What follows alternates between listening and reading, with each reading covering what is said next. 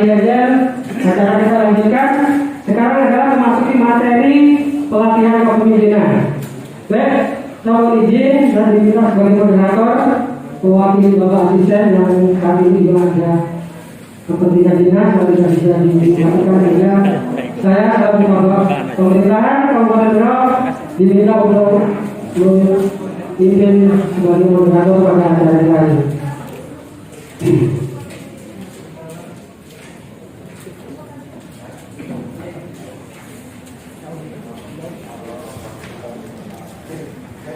Kita panggil selanjutnya kepada Bapak narasumber, satu-satunya narasumber kita pada pagi hari ini. Beliau untuk kita tidak usah disebut banyak gelarnya. Jadi langsung kami panggil Bapak Haji Darmawan Surtawijaya. Kami persilakan.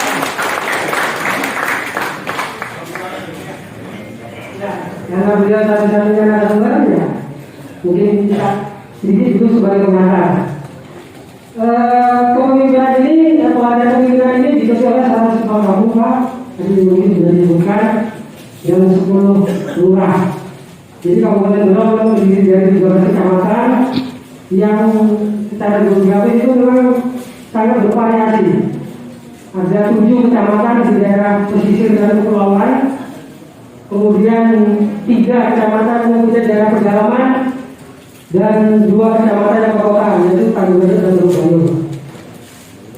Kalau pedalaman tentu saja Pak, untuk menunjukkan kawasan ini masih banyak menggunakan transportasi sungai, ditempuh juga di berjam-jam, jalan jauh di hidup itu kurang lebih 4-5 jam. Ya? Assalamualaikum warahmatullahi wabarakatuh.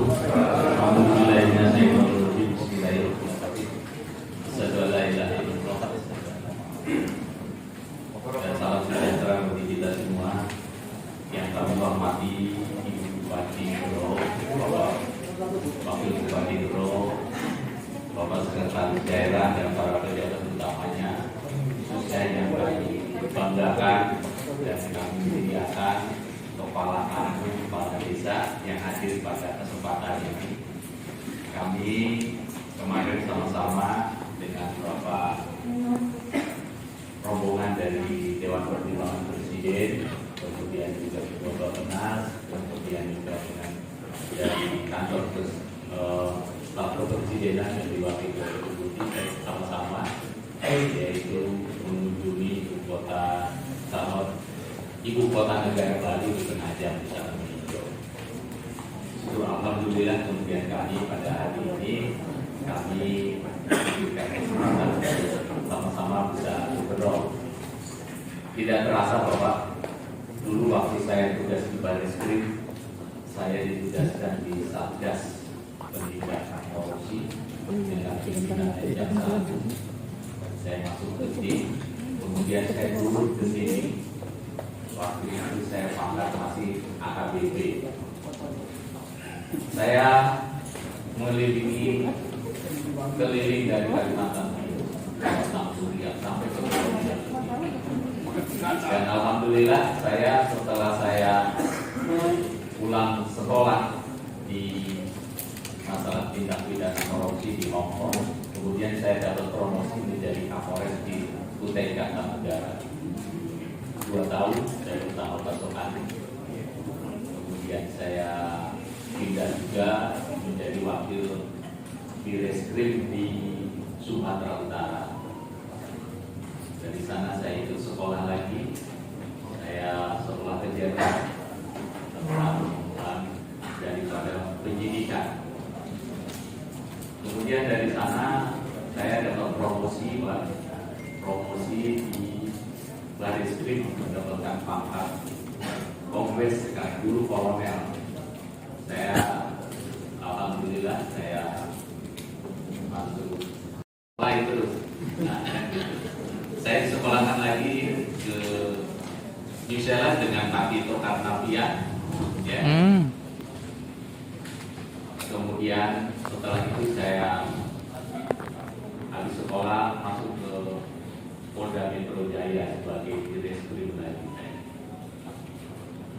Begitu juga habis selesai saya disuruh sekolah lagi Bapak suruh sekolah lagi, saya ke Amerika jadi auditor. 3 orang dari BPKRI, kemudian juga dari BPK sama dari kepolisian. Gitu.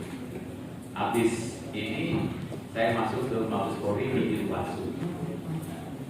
Dari Irwasu kemudian saya dipanggil sama Pak Tito, Jakarta Aman. Saya akhirnya tugas di Wakapolda di Banda Aceh, di Aceh di sana. Tidak lama saya dipanggil lagi sama Kepala BIN, mau pilpres, masuk lagi ke badan.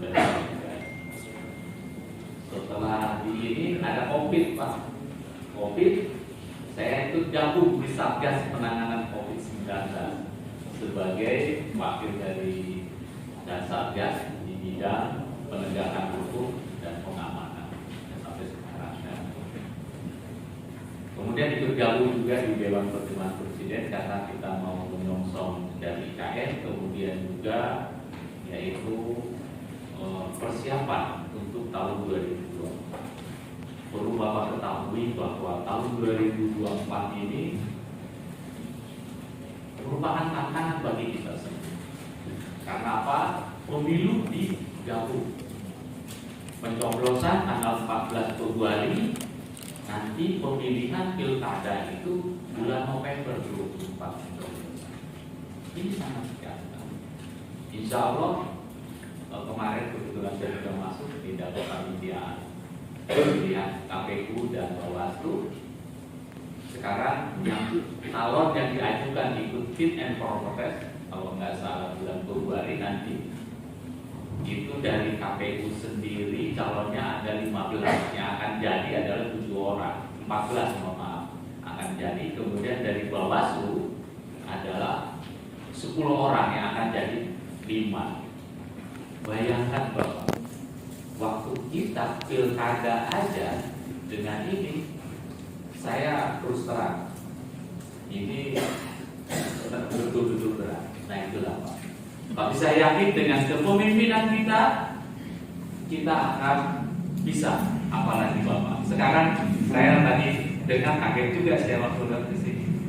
Di Berau ini dari pusat dapat 1 miliar, ditambah dari Ibu Bupati sampai 4 Pak ya. 2 sampai 5 miliar. Ini luar biasa. Luar biasa Bapak. Bayangkan. Tantangannya Bapak ada di Bapak sendiri.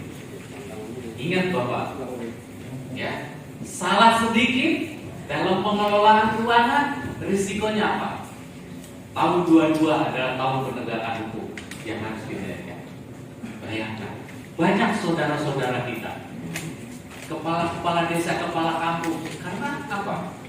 Ya tadi, kita kembali kepada kepemimpinan. Bapak, semua kita ini pemimpin.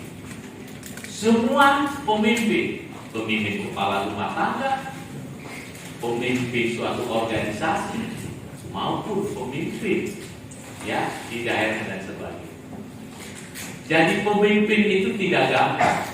Kita ingat Bapak, di zaman Rasulullah, para sahabat Umar bin Khattab, dia akan diberikan kepemimpinan, dia tidak mau. Karena apa? Pemimpin itu berat, Bapak. Pemimpin itu berat. Ya, karena apa? Dia tadi dituntut oleh masyarakat yang kita pimpin. Oleh karena itu pemimpin selalu didoakan. Mudah-mudahan kita doakan bupati, wakil bupati ini sehat selalu. Amin. Kemudian juga diberikan keberkahan, keselamatan. Amin. Oleh Subhanahu wa Ta'ala. Amin. Amin.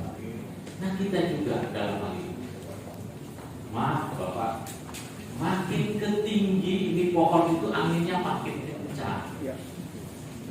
Kalau kita tidak menyadari akan tugas pokok kita akan terlena dalam hal ini. Saya akan masuk yaitu tentang masalah kepemimpinan. Kepemimpinan itu penting Bapak. Ya. Kemudian nanti akan saya lanjutkan tentang masalah tata kelola pemerintah desa yang baik dan tata kelola keuangan. Dan yang terakhir saya akan berikan tentang pencegahan korupsi kepada Bapak semua. Saya tidak akan mengajari dalam hal ini, Bapak sudah tahu. Sekarang zaman teknologi sudah bisa dilihat. Baik, kita akan mulai kepemimpinan. Kenapa saya gambarkan bupati dan wakil bupati? Ini adalah pilihan Bapak yang harus Bapak jaga bersama. Ya, Bapak dukung bersama, Bapak jaga bersama dari tingkatkan loyalitas Bapak, karena Bapak yang pilih. Sebaliknya juga, bupati dan wakil bupati akan melaksanakan amanah ini dengan sebaiknya. Karena kita tahu bekerja tanpa kerjasama tidak akan berhasil dengan baik. Oleh karena itu, saya katakan kepemimpinan ini semua pemimpin. Mari kita hayati bersama bagaimana kita menjadi seorang pemimpin. Kita fokuskan secara Bapak sebagai kepala kampung dan kepala desa. Bapak adalah pemimpin. Undang-Undang Nomor 6 Tahun 2014 mengatakan Bapak pemimpin garda terdepan. Bupati di belakang, Bapak terdepan. Itulah Bapak harus tahu. Saya ini pemimpin. Ingat Bapak, kalau Bapak seorang pemimpin, Bapak misalnya baju dilepas ini di kelinting pasti akan mengikuti. Karena Bapak sebagai manusia. Ada yang bilang, ya, kalau Bapak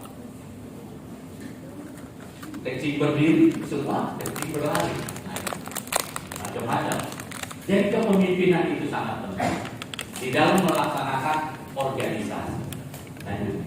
Kepemimpinan itu Bapak perlu diketahui adalah suatu proses mempengaruhi. Tapi bagaimana memproses ini dengan baik kalau kita tidak dibekali dengan ilmu kepemimpinan? Karena dimanapun juga, kalau kita tidak tahu tentang proses kita memimpin, yang dipimpin bukan hadir. Proses mempengaruhi dan memberikan contoh oleh pemimpin kepada pengikutnya dalam upaya mencapai tujuan organisasi. Karena ingat, Bapak di kampung ini membawa organisasi, ya, yang harus Bapak capai tujuannya itu. Ingat, waktu Bapak pemilihan, Bapak ingin menjadi kepala desa yang baik, ingin mensejahterakan, berbicara dan sebagainya, visi dan misi disampaikan kepada pemilih. Nah, sekarang Bapak tunjukkan dengan Bapak. Kepemimpinan juga kegiatan atau seni Bapak. Seni Bapak bagaimana? Ingat Bapak, masyarakat ini berbagai macam ilmu pengetahuan, berbagai macam perilaku. Bapak harus punya seni. Ya, jangan Bapak hadapi dengan segala emosi dan segala ini. Tapi Bapak harus dengar dengan baik. Bapak harus perhatikan, Bapak harus ayomi dalam hal ini. Sehingga kepemimpinan adalah bentuk dominasi yang didasari oleh diri kita sendiri di dalam menggerakkan suatu organisasi. Jadi itu adalah suatu kemampuan Bapak yang harus Bapak miliki di dalam, ya, memimpin organisasi dan diri sendiri. Kita tahu memimpin diri sendiri itu berat. Karena apa? Kita punya nafsu. Nafsu itu Bapak bergulir terus, ibaratnya uraian darah yang di dalam diri kita. Saya selalu mengatakan kepada staf saya, salah boleh, tapi ngebohong jangan. Karena dimanapun juga, apabila kita ngebohong, kita akan menyimpang daripada kebijakan yang terus kita tetapkan. Nah, oleh karena itu, mari kita menggali kemampuan kepemimpinan kita ini. Lanjut. Ini ada 5 prinsip kepemimpinan. Jadi kita pemimpin itu harus jelas tujuannya apa di dalam desa. Kita ingin mensejahterakan desa dan kampung. Harus jelas. Bagaimana? Kita ingat, kita punya aturan, punya pakem, punya peraturan bupati. Itu yang harus kita pedomani di dalam mencapai tujuan. Banyak untuk mencapai tujuan, kalau tidak berpedoman kepada peraturan ini akan celaka. Kemudian juga bangun supaya di desa ini bagus, bangun network yang bagus di antara kita. Ya, memerankan sebagai sekretaris desa, bendahara desa, ya, termasuk yang barangkali yang menyapu dan sebagainya. Itu harus menjadi satu kesatuan di dalam bergerak. Tadi Bupati mengatakan bahwa kita harus bersatu, maju bersama, sehingga Berau itu lebih baik lagi yang akan datang. Sehingga apa? Untuk mencapai trust kepercayaan itu tidak gampang. Nah, mari kita bangun bersama. Kemudian juga Bapak harus bisa menciptakan pemahaman yang bersama. Oleh karena itu Bapak sebagai kepala desa harus betul-betul bisa menjelaskan sehingga ada pemahaman yang sama. Ingat, kita punya raga, kita punya emosi. Kadang-kadang kita dibarengi oleh emosi yang tidak terkontrol. Sehingga apa yang terjadi? Anak buah kita akan lari. Kemudian juga kita harus bisa melatih inisiatif. Inisiatif apa itu? Menghadapi orang, melayani orang, ya, untuk mencapai tujuan yang bersama. Kemudian juga Bapak harus berani mengambil risiko. Keputusan apapun itu ada risikonya. Ya, ingat itu. Keputusan apapun itu ada risikonya. Ada yang menerima dan ada yang tidak menerima.